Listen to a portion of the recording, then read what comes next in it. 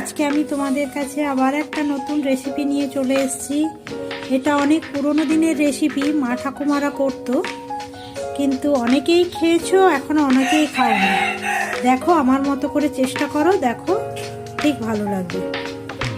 এই দেখো, এগুলো হচ্ছে কি কলা বলো তো? এগুলো হচ্ছে বিচা কলা। বাজারে গেলে দেখবে অনেক এই মোটা মোটা টাইপের এক ধরনের বিচা কলা পাওয়া যায়। আমি আজকে বিচা কলার ছেচকি বানাবো। তার জন্য লাগছে বিচা কলা, আর লাগছে হচ্ছে 5 ফোড়ন, তেজপাতা, শুকনো লঙ্কা, নুন, আর হচ্ছে হলুদ, আর হচ্ছে সর্ষে বাটা, পেঁয়াজ কুচি, আর হচ্ছে সর্ষের তেল। এই রান্নাটা পুরোটাই সর্ষের তেলে হবে। তোমরা পুরো রান্নাটা দেখো আমি কেমন ভাবে করছি। এই দেখো, বিচা কলাগুলোকে আমি এইভাবে কেটে নিয়েছি। এই যে দেখো, বিচাগুলো হয়েছে এইরকম কালো কালো বীজ হয়ে যাবে, হ্যাঁ, সেইগুলোই খেতে ভালো। এরপর আমি এই কলাগুলোকে জলের মধ্যে দিয়েছি। এরপর আমি এতে নুন আর হলুদ দিয়ে, এই যে নুন হলুদ দিয়ে সেদ্ধ করতে বসিয়ে দেবো।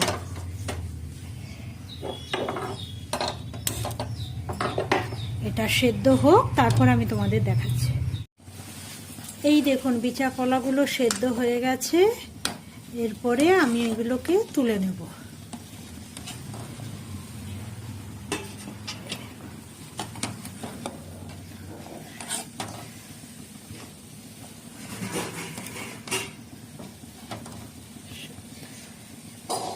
আপনারা বাজার থেকে যখন বিচা কলাগুলো কিনবেন, একটু ওদেরকে ছুরি দিয়ে কেটে দিতে বলবেন, দিয়ে দেখবেন বীজগুলো যাতে কালো থাকে, সেইগুলো খেতে সুন্দর।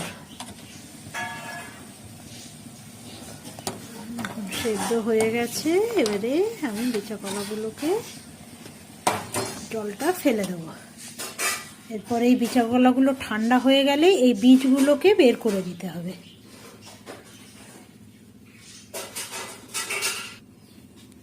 দেখুন, এইভাবে ঠান্ডা হয়ে গেছে। এবারে এই বিচা কলা থেকে এই বীজগুলোকে আস্তে আস্তে বের করে দিতে হবে। খুব সুন্দরভাবে বীজগুলো বেরিয়ে যায়। এবারে বিচা কলার বীজগুলোকে বের করুন। এই দেখুন, কত সুন্দরভাবে বিচা কলাটা সেদ্ধ হয়ে গেছে। এই বীজগুলো বেরিয়ে যাচ্ছে।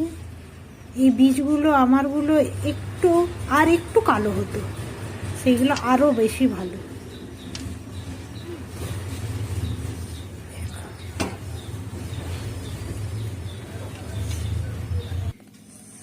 দেখুন, বীজ ছাড়িয়ে নিয়ে এইভাবে মেখে নিতে হবে কলাটাকে। তারপরে ওর মধ্যে একটু সর্ষে বাটা আর একটু সর্ষের তেল, এই রান্নাটাতে তেল একটু বেশি লাগে, দিয়ে ভালো করে আবার মেখে নিতে হবে।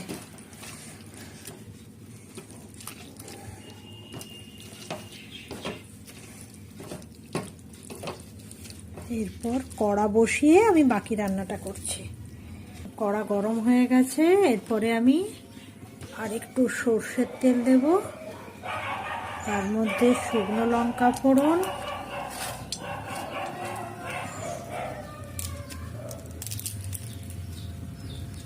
তেজপাতা,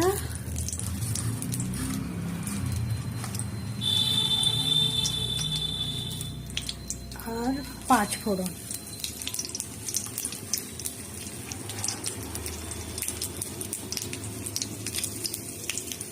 আমি আগের রান্নাটাতেই বলেছি যে 5 ফোড়নে একটু আপনারা রাঁধুনি ফোড়ন বা চন্দন মিশিয়ে দেবেন, তাতে দেখবেন 5 ফোড়নটার টেস্ট আলাদা।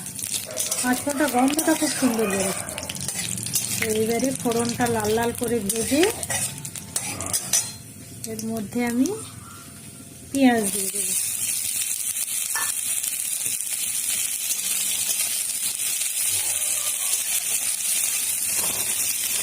পেঁয়াজটা একটু লাল লাল করে ভাজা হোক।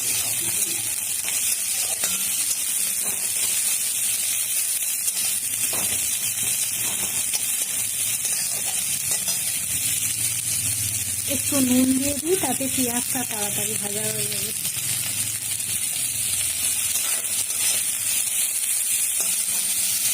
এই দেখুন পেঁয়াজটা লাল লাল করে ভাজা হয়ে গেছে। অনেকে চাইলে এখানে একটু চিংড়ি মাছও দিতে পারে, চিংড়ি মাছ দিলেও ভালো লাগে এই রান্নাটাতে। এরপরে আমি ওই কলাটা দিয়ে দেবো।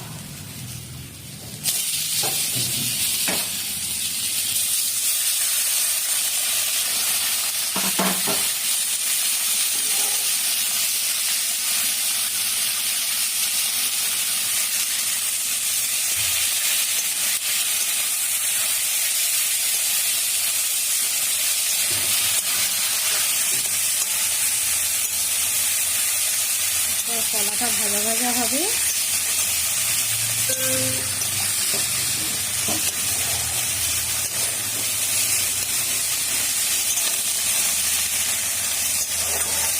এটা কিন্তু গরম ভাতে খেতে খুব ভালো লাগে, আপনারা খেয়ে দেখবেন একবার।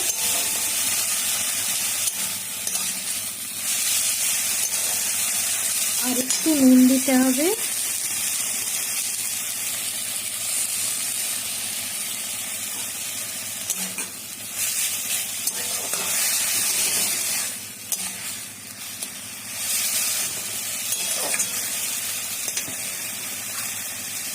আর একটু হলুদ গুঁড়ো দিতে হবে।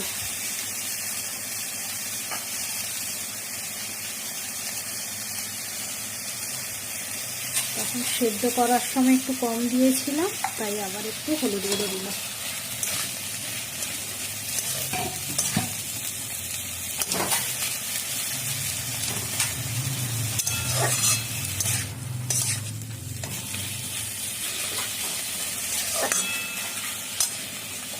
একটুখানি ধরে সময় নিয়ে একটু ভাজা ভাজা করতে হবে,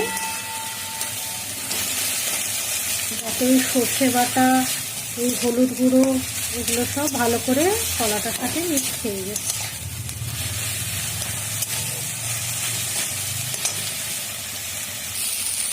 এইভাবে ভাজা ভাজা করে নামিয়ে নিলেই রেডি আমাদের বিচা কলার ঘন্ট বা বিচা কলার খিচুড়ি।